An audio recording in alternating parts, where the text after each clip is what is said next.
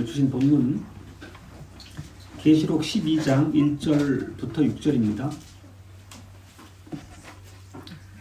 하늘에 큰 이적이 보이니 해를 입은 한 여자가 있는데 그 발 아래는 달이 있고 그 머리에는 12별의 면류관을 썼더라.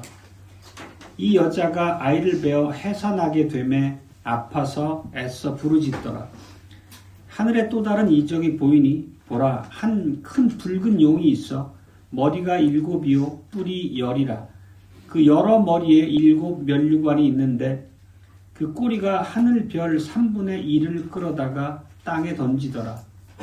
용이 해산하려는 여자 앞에서 그가 해산하면 그 아이를 삼키고자 하더니 여자가 아들을 낳으니 이는 장차 철장으로 만국을 다스릴 남자라. 그 아이를 하나님 앞과 그 보좌 앞으로 올려가더라. 그 여자가 광야로 도망하며 거기서 1260일 동안 저를 양육하기 위하여 하나님의 예비하신 곳이 있더라. 아멘.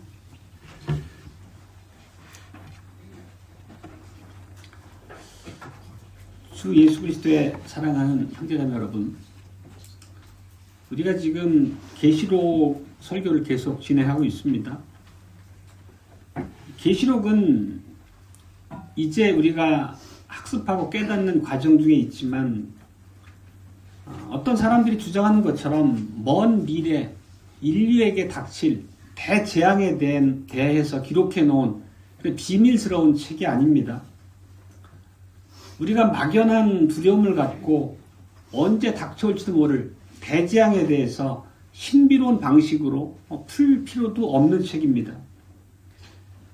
지금까지 우리가 살핀 바에서 깨달았지만 계시록은 단순히 예수 그리스도의 복음을 기록한 책입니다.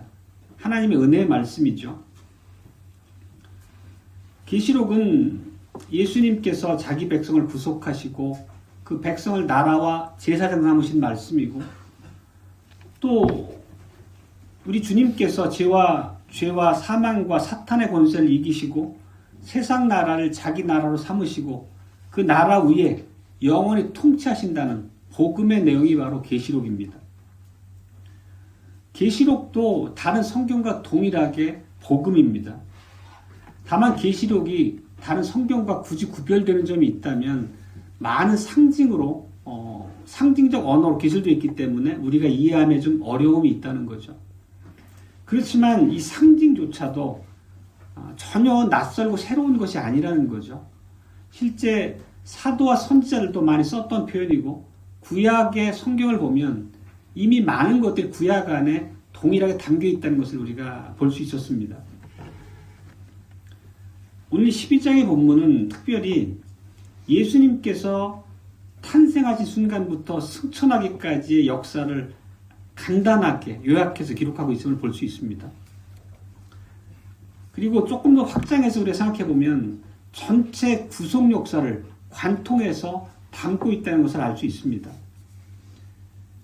그 안에 문자적으로 나타나진 않았지만 의미를 살펴보면 에덴 동산의 아담, 하와부터 시작해서 노아, 아브라함을 거쳐서 열왕의 시대를 거쳐서 동정녀 마리아에게서 우리 주님이 태어나시기까지 전 과정을 함축적인 언어로 묘사하고 있음을 볼 수 있습니다.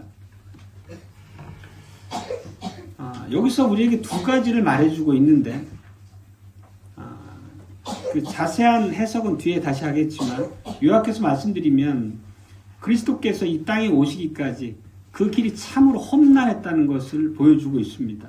왜냐하면 용의 방해와 위협이 계속됐기 때문이죠.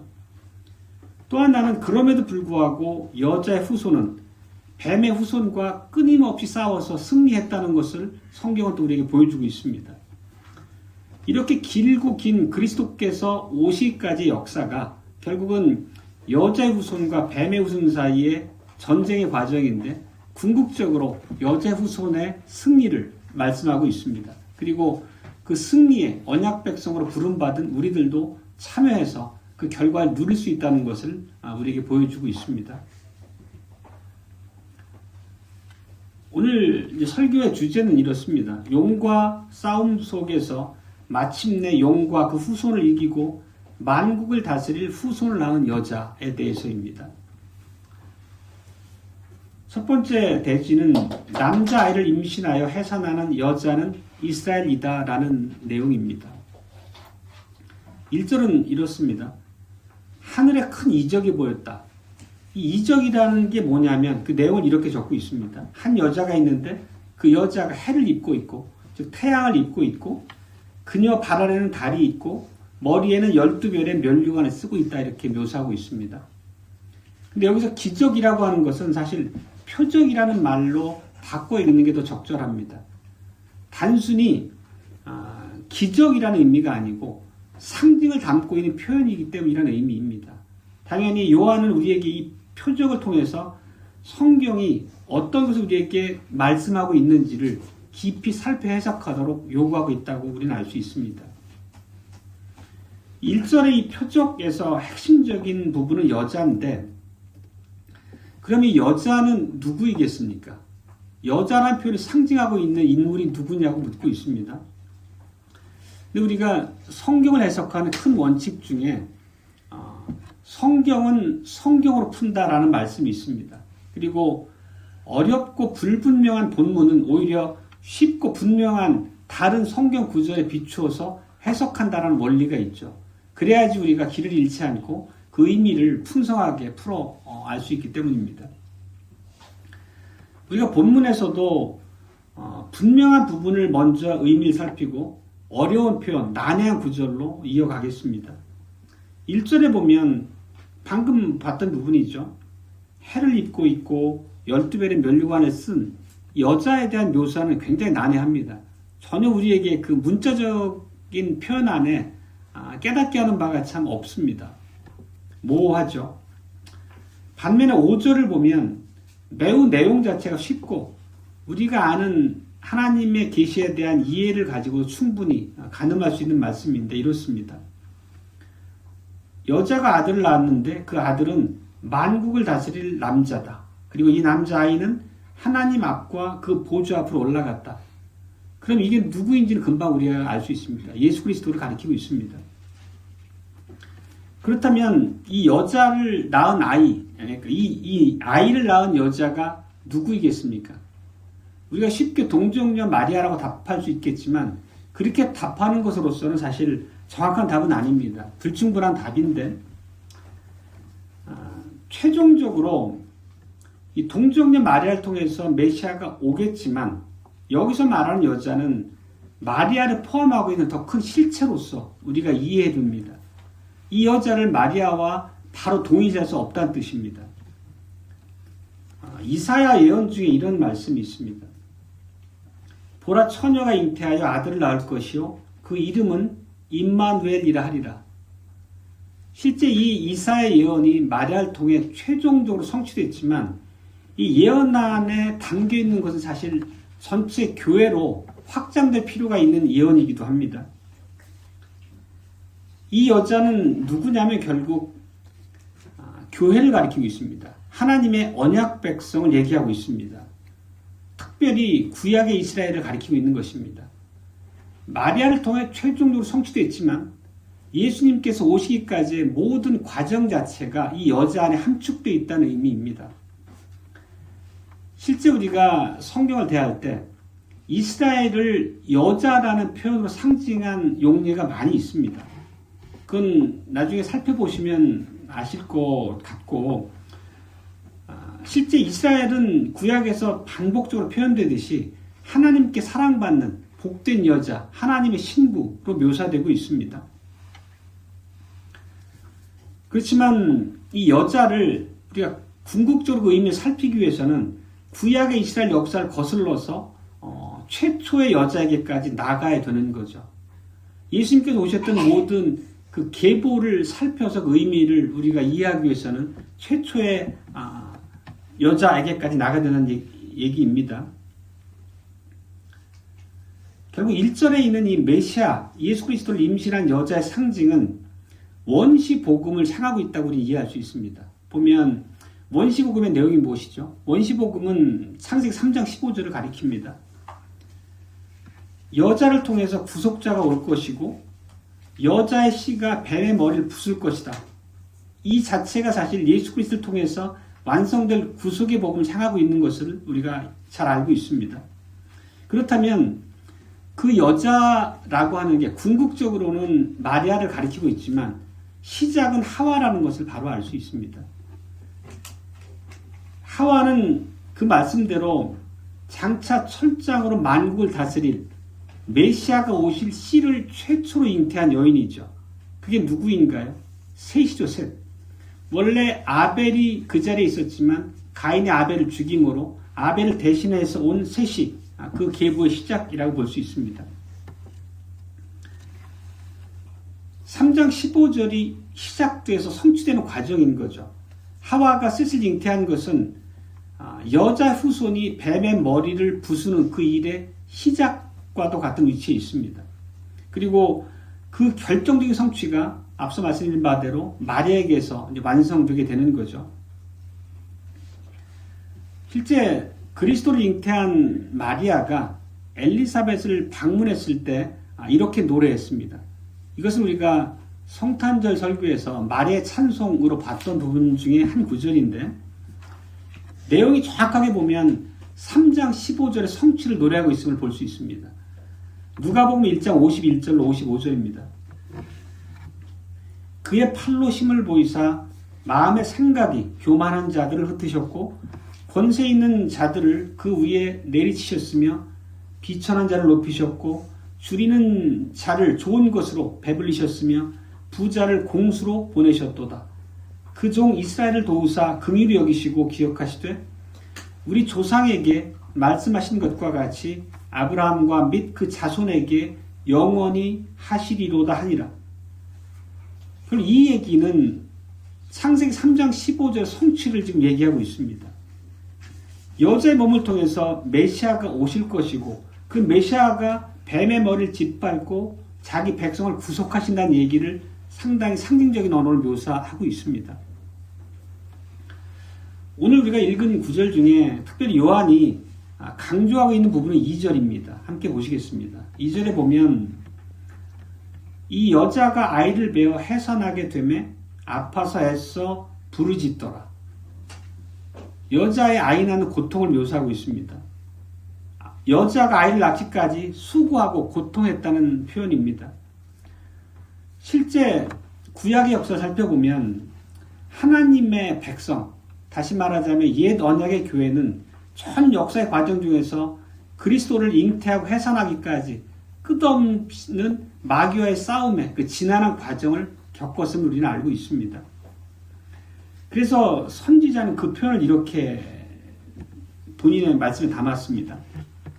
이사야서 26장 17절인데 여호와여 잉태한 여인이 산기가 임박하여 구루하며 부르짖음같이 우리가 주의 앞에 이러하니이다. 고통의 부르짖음을 얘기하고 있습니다. 그러면 하나님께서 아브라함과 더불어서 장차 오실 예수 그리스도에 대해서 약속하신 바가 있습니다. 아브라함에게 주셨던 약속의 핵심이 결국은 예수 그리스도가 오실 일에 대한 약속과도 같았습니다. 그렇게 보면 이 그리스도는 이스라엘의 전 역사를 걸쳐서 간절하게 고통 가운데 수고하면서 기다렸던 하나님의 약속의 핵심이죠. 결국 그리스도는 이스라엘 전 역사의 핵심이고 본질이라는 의미입니다. 만약에 여자의 후손으로 오는 이 아이가 태어나지 않았다면 혹은 온 세상에 구주로 올 그 아이가 없었다면 이스라엘의 역사라고 하는 건 사실 무의미한 역사죠. 전혀 무가치한 역사일 뿐입니다. 그렇다면 우리가 오늘 교회에서 하나님의 계시를 해석해서 설교로 선포할 때도 이 복음의 실체를 정확하게 이해하고 우리가 그 교훈을 받기 위해서는 그 내용이 우리 앞에 선명하게 드러나야 할 것입니다. 결국 그리스도를 잉태한 여자에 대한 복음을 우리가 이해해야 되는 것이고 그리스도를 해산하기까지 수고하고 고통당한 여자의 역사, 교회의 역사에 대해서 우리가 살펴야 된다는 의미입니다. 만약 교회의 공적 설교에서 이런 내용에 대한 선포가 빠진다면 그것은 순수한 복음을 선포하는 교회가 아닐 것입니다. 그리스도야말로 복음의 핵심이고 계시의 본질이라고 우리가 알 수 있습니다. 그렇다면 그 계시의 본질인 그리스도에 대해서 우리가 선포하고 그분을 통해 이루실 하나님의 약속의 성취에 대해서 하나하나 살피는 것은 당연하다 하겠습니다. 그 내용은 여자의 후손으로 오실 그리스도께서 뱀의 머리를 부수시는 것이고 자기 백성을 구속하시는 것이고 철장으로 만국을 통치하신다는 그 사실일 것입니다. 앞서 말씀드린 것처럼 오늘 1절과 2절은 구약의 전체 역사를 함축해서 우리에게 상징적으로 보여주고 있는 내용입니다. 하나님은 에덴 동산에서 사람들이 사탄에게 미혹돼서 하나님을 배반했을 때 그들을 버리고 등을 돌리신 것이 아니라 곧장 그들을 위해서 그들을 구속하실 그리스도를 보내시겠다는 내용을 선포하심을 우리가 알고 있습니다. 그리고 그 그리스도께서는 구약 전체의 긴 그 수고와 고통의 시간을 통해서 마지막으로 궁극적으로 마리아에게서 잉태되어서 태어나셨습니다. 그리고 그 사실 자체는 창세기 3장 15절에 성취라는 것을 우리는 알고 있죠. 예수님께서 오심으로 뱀의 머리가 부서졌고 하나님께서 예정하신 바대로 모든 택한 백성들이 구속함을 입었습니다. 오늘 또 하늘의 또 다른 표적을 요한이 보게 되는데 그 표적이 뭐냐면 한 마리의 크고 붉은 용에 대한 표적을 기술하고 있습니다. 그러면 이 용이 상징하는 것은 무엇이겠습니까? 이제 성경에서 말한 용이 무엇인지는 우리가 익히 알고 있죠. 9절을 보면 명확하게 이걸 나타내주고 있습니다. 용은 마귀 사탄입니다. 사탄이라 불리는 옛뱀을 얘기하죠. 그리고 이 용은 교회 역사에서 항상 하나님과 언약 백성을 대적했던 그 원수이기도 합니다. 이 용을 어떻게 묘사하냐면 7개의 머리가 있고 10개의 뿔을 갖고 있다고 묘사합니다. 이것은 언약 백성들을 핍박했던 고대 많은 제국들의 배후에 숨어있는 실체가 용, 마귀라는 것을 얘기하고 있는 것입니다. 우리가 왜 그렇게 해석할 수 있냐면 다니엘서 7장에 보면 그 네 짐승에 대한 묘사가 나옵니다. 우리가 다니엘서 7장을 이제 과거에 살폈던 바가 있죠. 거기 보면 그 네 짐승의 머리를 다 합치면 4개입니다. 그리고 7개입니다. 그리고 그 네 짐승의 뿔을 다 합치면 10개입니다. 다니엘서 7장에서 그 네 짐승이 상징했던 바가 뭐였는지 혹시 기억하세요? 그것은 네 제국을 상징했던 겁니다. 바벨론과 페르시아와 그리스와 로마를 상징하는 의미로 우리가 해석했던 바가 있습니다. 다시 말해서 오늘 본문에 있는 7머리와 10뿔을 가진 용은 결국 세상 제국을 이용해서 언약 백성을 핍박했던 마귀를 가리키는 거죠. 언약 백성을 핍박한 마귀의 목적은 어디에 있습니까? 결국 예수 그리스도가 오시는 것을 막기 위한 마귀의 괴계였던 거죠. 그리고 세상의 제국은 그 마귀가 배후에서 충동하는 마귀의 도구로서 언약 백성을 핍박했다는 것을 우리가 이해한 바 있습니다. 구약에 보면 용을 가리키는 단어가 굉장히 여러 가지가 있는데 우리가 출애굽기 설교에서 다 살폈던 단어들입니다. 히브리어로 이런 것들이었습니다. 탄닌이란 단어였었고 리워야단이란 단어였었고 라합이란 단어였습니다. 예를 들면 그 아론이 바로 앞에 던졌던 지팡이가 뱀으로 변할 때 그 뱀이 탄닌이라는 히브리어였음을 우리가 살폈던 적이 있죠. 실제 용이 이방 제국을 상징하는 바는 성경에서 매우 자주 등장하는데 몇 가지만 살펴보면 이렇습니다. 이사야서 51장 9절로 10절을 보면 애굽을 라합과 탄닌이란 말로 묘사하고 있습니다. 읽어보면 이렇습니다. 여호와의 팔이여 깨소서 깨소서 능력을 베푸소서 옛날 옛시대에 깨신 것 같이 하소서 라합을 점이시고 용 즉 탄닌을 찌르신 이가 어찌 주가 아니시며 바다를 넓고 깊은 물을 말리시고 바다 깊은 곳에 길을 내어 구속 얻은 자들로 건너게 하시니가 어찌 주가 아니시나이까. 여기서도 보면 랍과 용을 깨뜨린 분을 하나님으로 묘사하고 있습니다. 즉 랍과 탐닌이 그 애굽을 상징하고 있음을 볼 수 있습니다. 그리고 시편 74편을 보더라도 출애굽을 어떻게 표현하냐면 리워야단, 용이죠. 용으로부터 해방으로 묘사하고 있습니다. 시편 74편 13절과 14절인데 이렇습니다. 주께서 주의 능력으로 바다를 나누시고 물 가운데 용들, 즉 리워야단의 머리를 깨뜨리셨으며 악어의 머리를 파쇄하시고 그것을 사막에 거하는 자들에게 식물로 주셨으며, 이처럼 용을 상징하는 큰 뱀, 옛뱀을 상징하는 그 마귀라고 하는 것이 그 구약을 이해하고 있는 초대교회 성도들에게 전혀 낯선 표현이 아니었다는 거죠. 전혀 생소하지 않고 익숙한 표현이었다는 것을 알 수 있습니다. 곧 뱀, 용 이런 것들은 다 사탄을 묘사하고 있는 그런 단어로 이해하고 있습니다. 실제 우리도 이미 출애굽기를 살폈고 또 이제 계시록을 지금까지 살펴보면서 아시는 바지만 용이나 옛뱀, 큰 뱀이 마귀를 나타내고 있음을 알고 있습니다. 실제 방금 읽었던 시편 74편에서 주께서 리워야단의 머리를 깨뜨리신다는 표현 자체는 창세기 3장 15절에서 여자의 후손이 배의 머리를 깨뜨린다는 것과 동일한 의미를 담고 있는 것을 우리가 이해할 수 있습니다.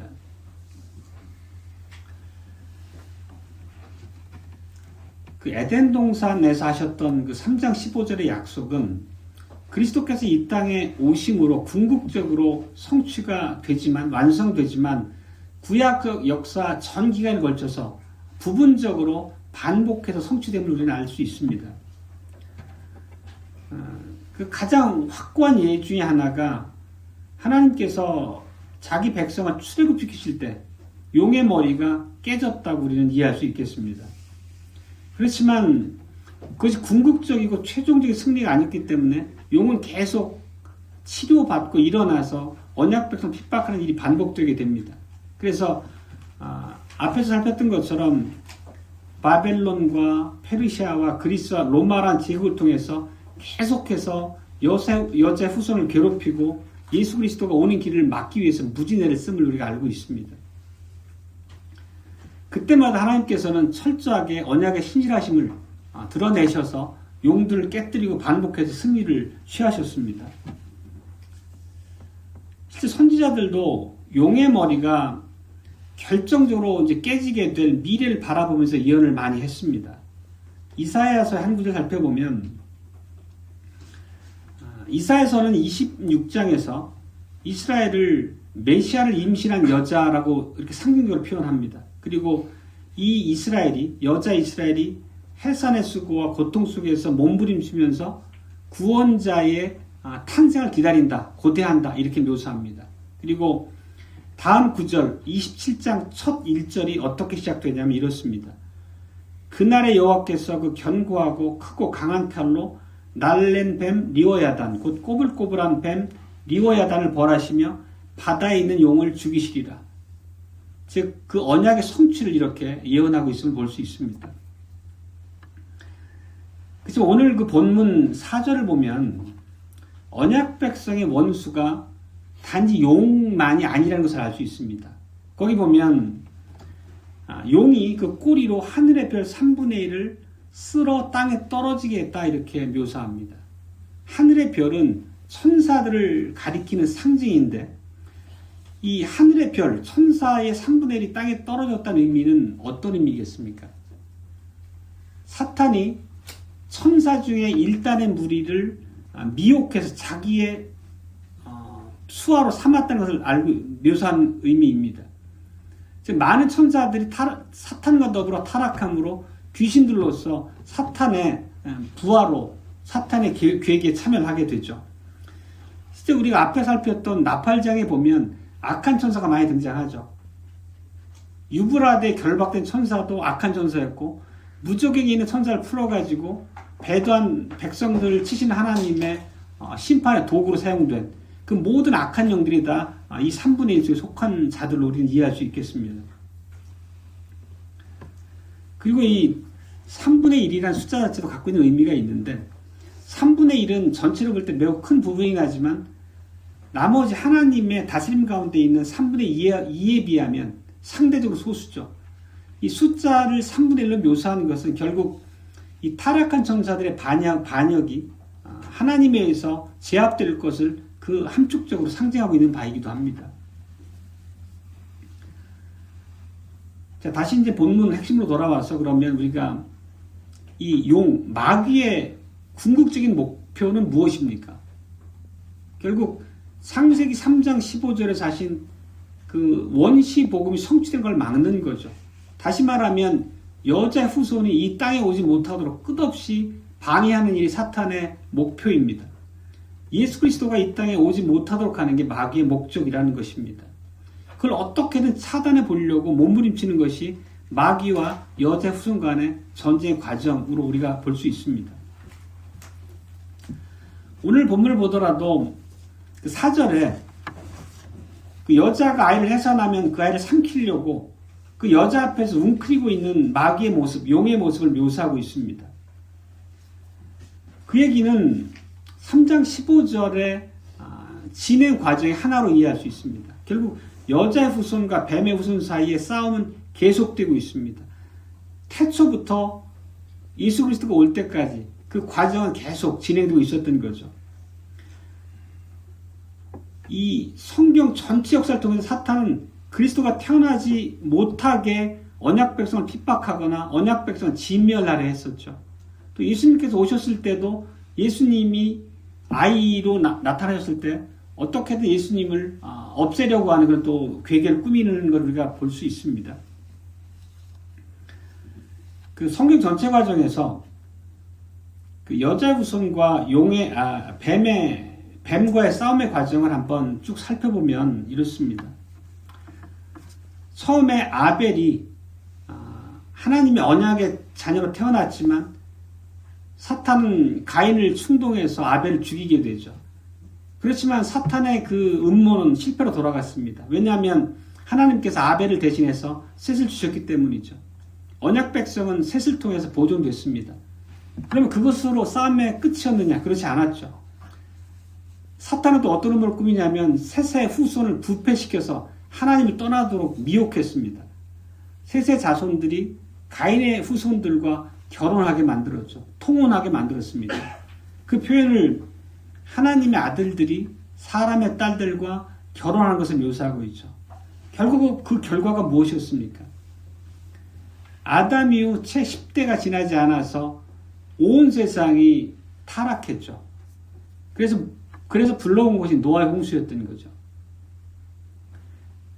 그렇지만 이 셋의 가문을 타락시켜가지고 하나님의 노아의 홍수 불러오긴 했지만 마귀의 괴기에는 성공한 것이 아니었습니다. 왜냐하면 하나님께서는 노아의 가족 8명을 방주에 태워서 언약 백성의 계보를 보존하셨기 때문인 거죠. 그 이후에도 이 여자 후손을 향한 용의 공격은 계속되는 거죠. 아브라함의 아내가 이방 왕들에 의해서 첩으로 취해질 위기를 2번이나 겪기도 했었고, 또 이삭의 아내 리브가도 거의 유사한 위기를 겪은 것을 우리가 기억합니다. 그리고 우리가 출애굽기에 살폈던 것처럼 용은 또 바로를 충동해서 이스라엘에 새롭게 태어나는 남자아이를 다 죽여서 이스라엘의 백성 자체가 번성하지 못하고 진멸되도록 음모를 꾸민 바가 있습니다. 또 그리고 예수님의 계보에 있는 다윗 왕을 죽이기 위해서 사울 왕이 끝없이 공격했던 바도 우리는 성경 안에 선명하게 보고 있습니다. 또 하나의 결정적인 위기는 그 남유다의 왕비였던 아달랴를 통해서 위기가 있었죠. 아달랴가 누군가요? 아달랴는 아합과 이세벨의 딸이었죠. 근데 아합이 여호사밧 왕과 이제 정략적 결혼을 통해 가지고 여호사밧의 아들과 결혼했죠. 그게 요람이죠, 요람. 근데 나중에 이 아달랴가 남편 요람이 죽고 아들이었던 아시아도 북이스라엘의 예후에게 죽게 되면서 일종의 친위 쿠데타를 일으키죠. 그래서 모든 다윗의 혈족들, 왕족들 다 죽여버립니다. 근데 구사일생으로 한 아이가, 어린아이가 살아남습니다. 그 아이가 이제 요아스인데, 요아스를 통해서 다윗 왕의 계보가 이어지죠. 이렇게 마귀는 끝없이 예수님이 오실 계보를 구별해서 어떻게든 죽이려고 하는 시도를 반복합니다. 또 우리가 에스더서에서 살폈던 것처럼 또 하만이라고 하는 대적을 통해서 이스라엘 백성들을 진멸하려고 하는 음모를 꾸몄다가 또 무산된 바도 있습니다. 이렇게 용은 여자 후손을 죽이기 위해서 에덴 동산에서부터 구약의 전 역사를 통해서 끊임없이 공격하는 바를 볼 수 있습니다. 이렇게 여자 후손과 용 사이의 그 반립, 전쟁, 투쟁의 과정으로 우리가 구약을 이해하지 않으면 구약의 본질을 우리가 이해하는데 큰 막힘이 있을 것입니다. 그리고 이 마귀의 궁극적이고 최종적인 공격의 절정은 예수님께서 탄생하셨을 때 그 일이 있게 됩니다. 어떤 일이 있었죠? 마귀는 헤로드 왕을 통해서 모든 2살 미만의 아이를 죽이는 방식으로 예수 그리스도를 이 땅에서 지워버리려고 했습니다. 그렇지만 그 일에 실패하자 또 예수님의 공생의 과정 중에서도 끝없이 예수님 공격합니다. 사내들을 통해서 예수님을 계속 핍박하고 압제하죠. 또 예수님의 제자였던 가룟 유다를 미혹해서 예수님을 배반하게 만듭니다. 그리고 최종적으로 유대인과 이방인인 본디오 빌라도 간의 결탁을 통해서 예수님을 십자가에 못 박아 죽이기까지 공격을 합니다.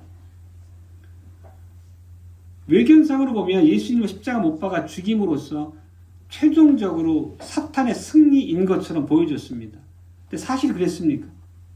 예수님께서 십자가에 죽으신 것이 3장 15절을 통해서 성취된 하나님의 예언의 실패를 의미하는 것인가요? 그렇지 않았습니다. 오히려 십자가에서 예수님께서 죽으신 것이 용의 궁극적이고 최종적인 패퇴를 의미했습니다. 왜냐하면 그리스도께서 십자가에서 못 박혀 죽으시는 것은 사탄의 머리를 짓밟기 위한 하나님의 숨겨진 지혜였음을 우리가 알고 있습니다. 바울은 그 하나님의 지혜를 이렇게 묘사합니다. 고린도전서 2장 7절로 8절인데 오직 비밀한 가운데 있는 하나님의 지혜를 말하는 것이니 곧 감추었던 것인데 하나님이 우리의 영광을 위하여 만세전에 미리 정하신 것이라. 이 지혜는 이 세대의 관원이 하나도 알지 못하였나니 만일 알았다면 영광의 주를 십자가에 못 박지 아니하였으리라. 즉 예수 그리스도를 십자가에 못 박는 방식으로 하나님께서 약속하신 바를 성취하는 것이 하나님의 지혜였는데 아무도 하나님의 그 지혜를 몰랐다는 것입니다. 예수 그리스도께서 십자가에서 죽으심 당하는 것이 마귀가 여자의 후손의 뒤꿈치를 무는 그 행위인 것이고 그 행위를 통해서 궁극적으로 뱀의 머리가 완벽하게 파쇄되는, 깨뜨려지는 그런 하나님의 구속의 완성으로 나타났다는 것입니다. 그게 하나님의 지혜라는 것을 바울은 말씀하고 있습니다. 이로써 3장 15절에 선포됐던 그 말씀이 완벽하게 성취됐습니다. 그리스도의 승리로 이 전쟁이 마감을 하게 됐다고 우리는 이해할 수 있습니다. 그러면 마지막으로 이 그리스도의 이 궁극적인 승리가 우리에게 어떤 유익을 줬는지 한번 말씀 살펴보겠습니다. 오늘 본문 5절은 이렇습니다. 여자가 아들 낳으니 이는 장차 철장으로 만국을 다스릴 남자라. 그 아이를 하나님 앞과 그 보좌 앞으로 올려가더라. 여기서 보면 우리가 맥락상 좀 의구심을 가질 수 있는 부분이 있습니다. 보면 그리스도께서 성육신 하시자마자 바로 승천과 영광의 보좌에 앉으셨다는 것이 바로 이어진 것처럼 묘사하고 있습니다. 다시 보겠습니다. 여자가 아들 낳으니 이는 장차 철장으로 만국을 다스릴 남자라. 그 아이를 하나님 앞과 그 보좌 앞으로 올려가더라. 즉 보면 성육신과 승천 사이에 대속의 죽음이나 부활이 생략되고 바로 두 사건이 즉시 이어진 것처럼 묘사되고 있습니다. 이 의미는 이 대속의 죽으심이나 부활의 의미를 가벼이 여기는 뜻이 아니고 용의 권세, 용의 공격으로부터 그리스도께서 완벽하게 벗어났음을 강조하고 있는 표현입니다. 실제 이렇게 그리스도의 탄생과 승천을 곧바로 연결하는 것은 시편 2편의 표현을 그대로 빌려온 것이기도 합니다. 시편 2편을 보면 다윗의 시편입니다. 이런 내용을 볼 수 있습니다. 시편 2편 7절로 9절인데 내가 영을 전하노라 여호와께서 내게 이르시되 너는 내 아들이라 오늘날 내가 너를 낳았도다. 내게 구하라 내가 열방을 유업으로 주리니 내 소유가 땅 끝까지 이르리로다. 내가 철장으로 저희를 깨뜨리며 질그릇같이 부수리로다 하시도다. 이 다윗이 지금 묘사하고 있는 바는 성령의 감동을 받아서 다윗이 이제 예언하고 있는 건데 그리스도의 탄생과 함께 바로 그리스도께서 왕으로 즉위하시는 것으로 묘사하고 있습니다. 실제 그리스도께서 승천하셔서 하늘 보좌 우편에 앉으신 것이 만왕의 왕으로 그리스도께서 즉위하신 의미로 우리가 이해하고 있습니다. 똑같은 방식으로 시편 2편에서 다윗도 노래하고 있음을 알 수 있습니다. 결국 요한이 의도하고 있는 것과 다윗이 의도하고 있는 바는 동일한 것입니다. 예수님께서 궁극적으로 마귀에게 승리하셔서 세상 열방을 다스리신다는 것을 의미하고 있는 것이죠. 그리고 우리가 이를 통해 분명히 알아야 할 것은 이제 그리스도께서는 당신의 하늘 보좌에 앉으셔서 철장으로 열방을 다스리신다는 거죠.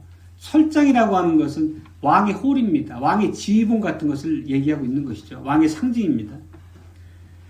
이제 더 이상 용은 그리스도를 공격할 수 없습니다.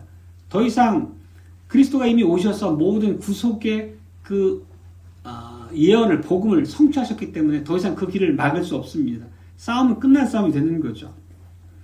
사탄의 머리가 부서져서 예수 그리스도 발 아래 놓이게 됐습니다. 그렇다면 그리스도의 나라인 우리 교회에는 이런 의미가 어떻게 작용하겠습니까? 교회도 그러면 모든 싸움이 예수 그리스도께서 사탄에게 완벽한 승리를 쟁취하셨고 이미 승천하셔서 천하 만물을 다스리고 계시기 때문에 이제 교회에는 더 이상 마귀의 싸움이 없다는 것을 의미하는 것인가요? 그렇지 않음을 우리는 알 수 있습니다. 이제 다음 주에 살필 후반부인데 12절과 13절을 보면 하늘에서 용이 쫓겨난 걸 묘사하고 있습니다. 그리고 그 쫓겨난 용이 크게 분노해서 교회를 핍박한다는 것을 우리는 알 수 있습니다. 그리고 오늘 본문의 6절을 보더라도 여자는 광야로 도망합니다. 용의 공격을 피해서 도망하는 것을 얘기하고 있습니다. 그리고 그 광야는 하나님이 준비하신 장소임을 우리는 알 수 있습니다. 실제 이 예언 자체가 성취된 역사적인 사례가 예루살렘이 완전히 멸망할 때 하나님께서 신실한 언약 백성을 준비하신 장소 펠라라고 하는 지역으로 피신시켜서 환난을 면하게 하신 것을 우리가 앞서 본 바가 있습니다. 즉 오늘 이 본문 6절에서 볼 수 있듯이 그리스도를 삼키는 데 성공하지 못한 용은 완전히 싸움에서 패퇴했지만 이제는 신실한 교회를 핍박하기 시작합니다. 물론 하나님의 허용하심 안에서이겠지만 실제 오늘날도 보면 교회가 어떻게든 예수 그리스도의 품 안에서 떨어져 나가도록 우리의 믿음의 고백의 자리에서 이탈하도록 끊임없이 우리를 미혹하고 공격하는 영적 싸움의 실체가 우리 앞에 있음을 알 수 있습니다. 그렇지만 우리에게 결코 이것이 불안을 주지는 않는다는 것을 알고 있습니다. 하나님께서 우리 주님께서 철저하게 우리를 보존하시고 우리의 피난처를 마련해 두셨기 때문이죠.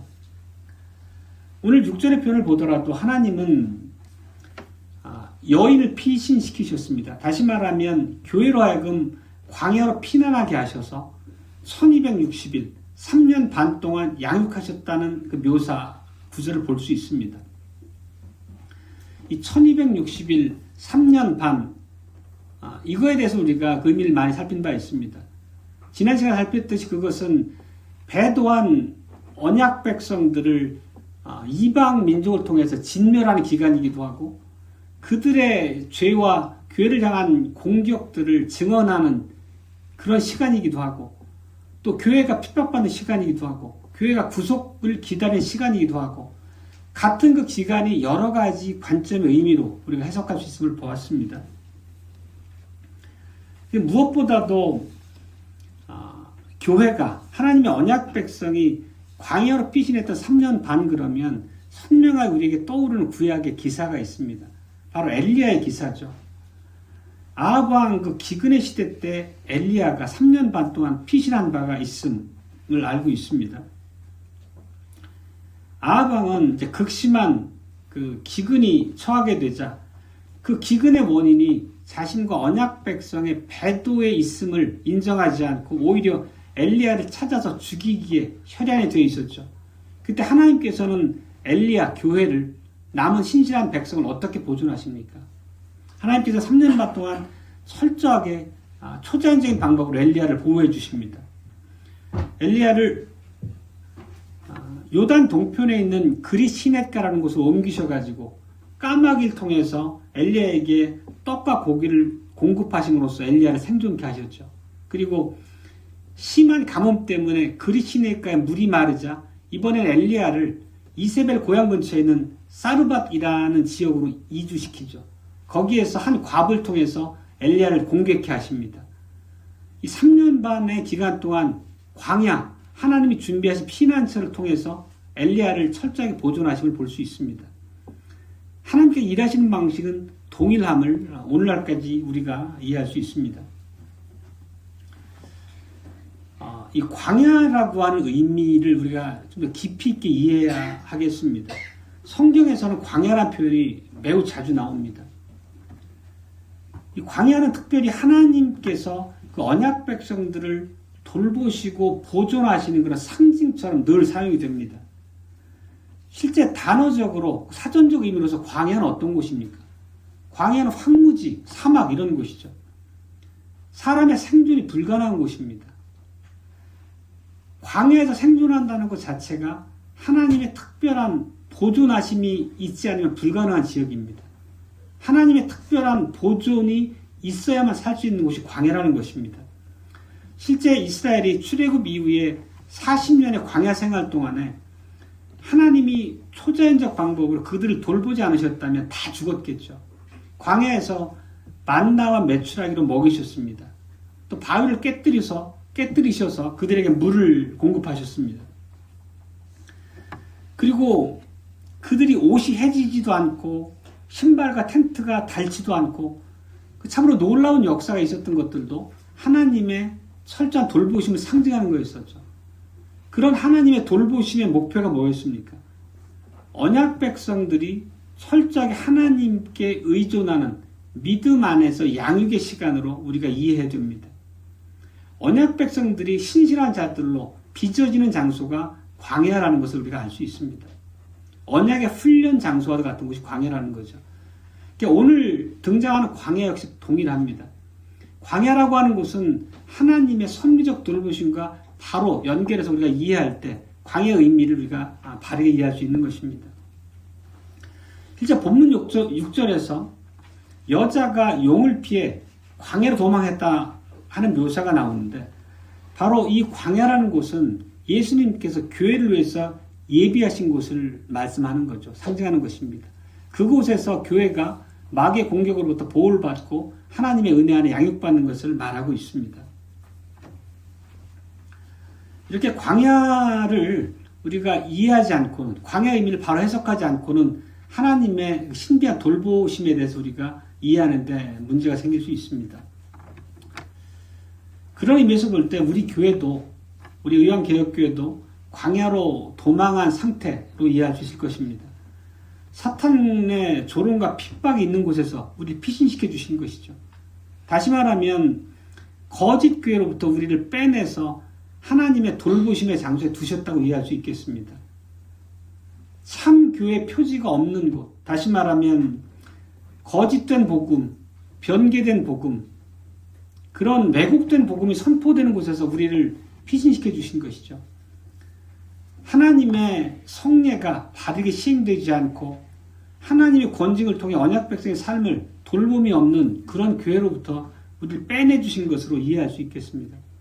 하나님께서는 당신의 신분 교회를, 신실한 자들을 위해서 항상 좋은 피난처, 안전한 곳을 예비하신다는 것입니다.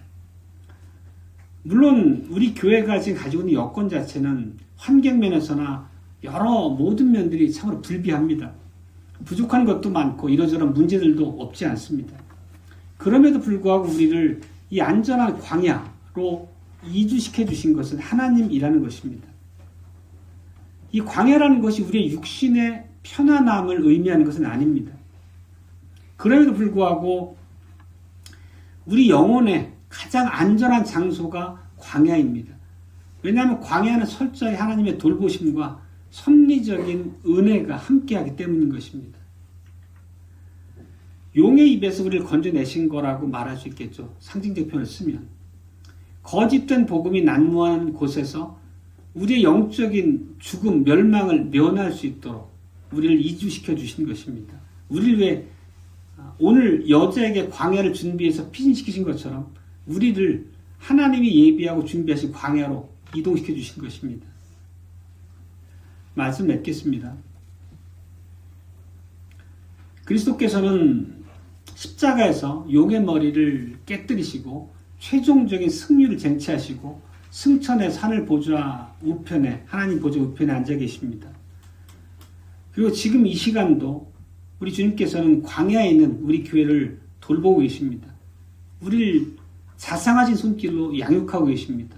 그 증거가 무엇일까요? 결국 하나님께서 우리를 돌보시는 증거는 우리 앞에 참된 복음이 들려진다는 것입니다. 하나님의 말씀이 가감없이 그 본의에 충실한 뜻이 우리에게 공급되고 우리의 영이 살찌워서 하나님의 자녀로 자라갈 수 있도록 우리를 돌보신다는 의미입니다. 우리 영혼이 죽는 그 위험한 거짓 교회에 남겨두지 않으셨다는 것입니다. 광야는 참되고 순전한 복음이 공급되는 곳입니다. 그렇다면 이 마땅한 하나님의 은혜 손길 앞에 우리가 어떻게 반응해야 되겠습니까? 우리가 우리 주님 예수 그리스도를 알고 믿는 일에 있어서 더 성실해야 되겠고 더 부지런해야 되겠습니다. 하나님 말씀 안에서 장성한 하나님의 백성으로 자라가는 일이 또 그 복음의 토대 위에서 우리가 참된 교회를 바르게 건설하는 일이 오늘 우리에게 요구되는 하나님의 은혜의 명령이기도 한 것입니다. 용을 이기고 승리하신 우리 주님 예수 그리스도께서 하늘 보좌에 앉아 계시고 우리를 광야, 영혼이 안전하게 보호되는 이곳으로 인도하시고 지금도 양육하고 계심을 우리가 믿어야 되겠습니다. 이러한 약속의 말씀이 우리에게 큰 위로와 능력이 되기를 바랍니다. 아멘.